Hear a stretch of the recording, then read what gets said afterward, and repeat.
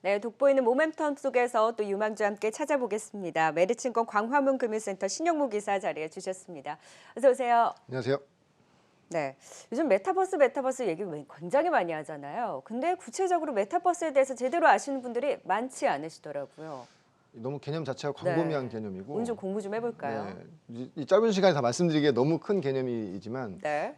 간단하게 말씀드리면 근데 과거에 있던 겁니다. 새롭게 나온 건 아니고요. 가상현실이죠. 메타와 유니버스의 합성어이고요. 네. 과거에 우리 기억나시겠지만 사실 이런 말씀드리면 좀 아재 인증인데 아담이라는 가수 있지 않습니까? 저 알아요. 과거에 이제 아담이라는 가수가 사이버 가수가 앨범 내면서 한 20만 장 정도, 네. 20만 장 팔았고요. 3집까지 나왔던 걸로 기억하고 네. 광고에도 아마 음료 광고에도 나왔던 걸 기억합니다. 나중에는 뭐 바이러스 걸려서 죽었다고 이렇게 실제로 그랬습니다. 사실 그것도 이제 메타버스의 한 개념이죠. 왜냐면은 그런 가상현실, 가상 인물을 통해서 경제 활동하는 것이 이제 그 메타버스의 주요 개념인 거고요. 근데 지금은 그런 시장이 훨씬 더 확장된 것이죠. 왜냐면은 지금 밀레니엄 Z 세대가 이런 이 인터넷이라든지 모바일을 쓰면서 이 세계에 좀 더 이제 더 많이 유입이 되고 있는 것이고요. 특히 이 비대면이 이 생활화되다 보니까 이 시장, 메타버스 시장 자체가 5년, 10년이 진짜 앞당겨진 그런 상태거든요. 그래서 뭐 화면 보시면 최근에 좀 메타버스 관련돼서 이게 지금 도대체 얼만큼의 경제적인 효과가 있는지를 보시면 아시겠지만 화면 보시면 이 가상 인플루언서여 가지고 지금 릴 미켈라라는 그 가상의 인물입니다. 보면 뭐 지금 뭐 거의 뭐 실제 인물이랑 다를 바가 없는데 SNS 기준으로 지금 인플루언서가 한 500만 명 정도가 되고요. 연간 100억 이상, 저 인간보다 훨씬 낫죠. 100억 이상의 수익을 벌어들이고 있는. 어마어마하네요. 근데 이렇게 이제 유명하다 보니까 상품 같은 것도 광고로 붙고, 특히 뭐 명품 같은 명품 브랜드도 자기 옷 좀 입어달라고 하면서 또 돈을 주고, 또 이 릴 미켈라가 입는 일상적인 생활이나 이런 것들이 관심이 많다 보니까 상품의 어떤 매출로 다 이어지다 보니까 이런 경제 활동이 되는 것이고요. 최근에 뭐 얘기 많이 들어보시면 아시겠지만 로블록스, 지금 아이들이 참 많이 하죠.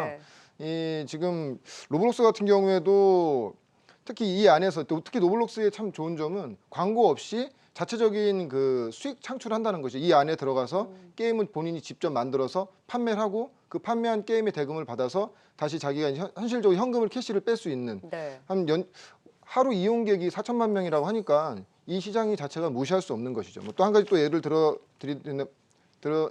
예를 듣자면 제페토 이런 얘기 참 많이 들으셨을 거예요. 우리나라 이제 기업이 만든 회사고 90% 80% 이상이 이제 10대가 쓰고 있고요.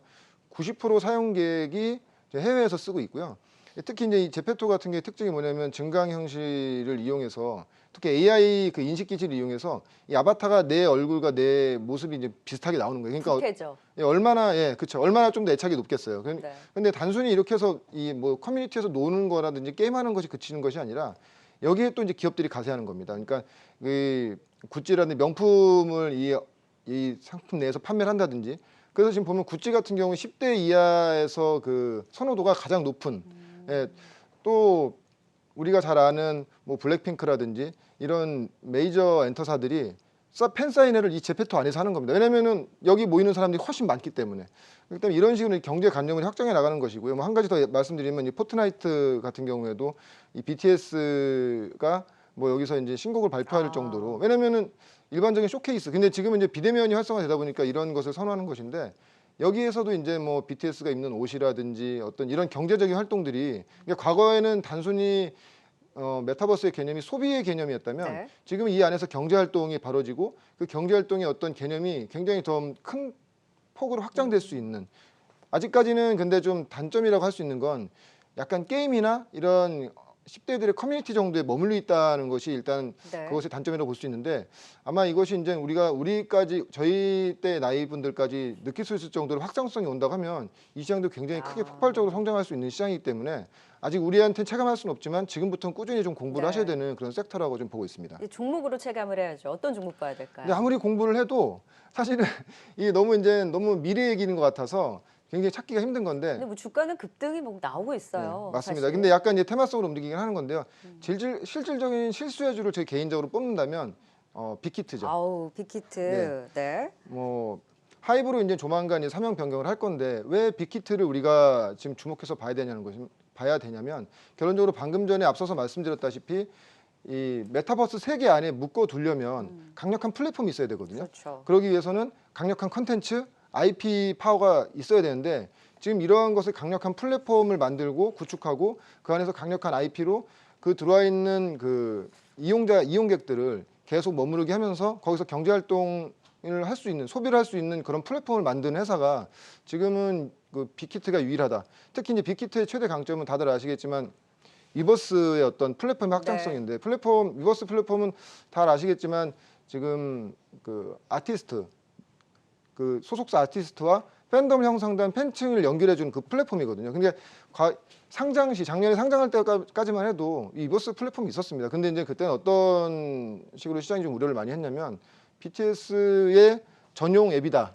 왜냐면 거기에서 굿즈 판매 이루어지고 이제 콘서트 이루어지는 어떤 BTS의 전용 앱 아니냐 이런 식으로만 좀 폄하가 됐는데 지금 최근의 흐름 보시면 아시겠지만 블랙핑크도 이제 이 위버스에 이제 네. 편입이 되고요.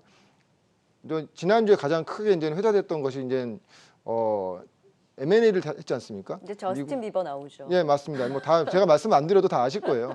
근데 어느 정도 지금 그렇게 되면은 지금 유튜브 구독자 수로 지금 한 2억 명에서 2억 2천만 명. 네. 그러니까 저스틴 비버가 유튜브 구독자 수로 1위고 그다음 블랙핑크, 그다음 BTS가 뭐 한 6위 정도 되는데 그 2억 명에 달하는 그러한 물론 뭐 그 모든 분들이 뭐 그 위버스 플랫폼 안에 들어오는 것이 아니지만 네.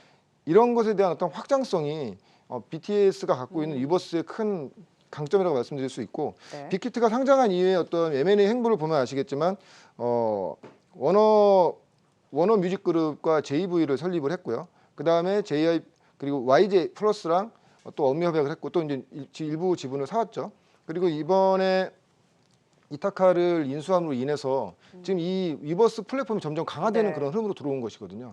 만약에 위버스 플랫폼이 없다고 하면 빅히트는 일반적인 그 글로벌 아티스트를 성공시킨 좋은 회사가 될 수밖에 없어요. 그러니까 크게 YG나 SM이나 JYP와 다를 바가 없지만 위버스 플랫폼이 그 안에 들어가 있기 네. 때문에 왜 글로벌 그 메이저 레이블이 왜 빅히트와 업무 협약을 갖는가?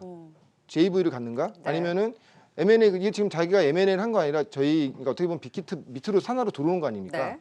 그렇게 된다면 이 위버스의 어떤 플랫폼의 확장성을 본다고 하면은 지금 주가는 그렇게 과하지 않다. 그렇기 때문에 이제 목표가는 35만 원 잡아드리는데요. 이제 일단 기본적으로 35만 원 잡아드리는 가장 큰 이유는 상장 시와 지금은 너무 틀려졌어요. 6개월 만에.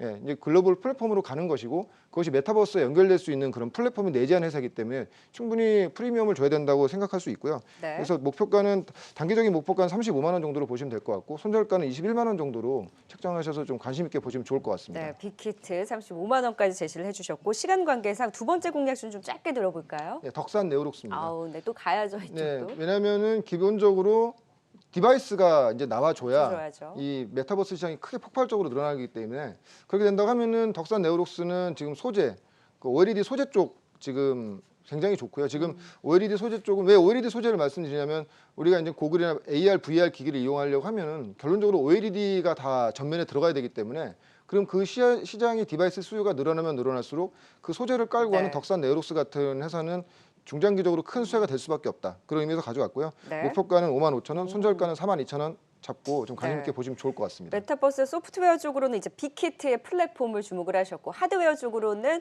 네, 지금 OLED 소재 쪽에 덕산 네오룩스에 대한 관심까지 전해주셨습니다. 메타버스 빅히트 덕산 네오룩스에 대한 공략주 지금까지 메리츠증권 신영무 기사와 함께 자세하게 공부해봤습니다. 말씀 고맙습니다. 고맙습니다.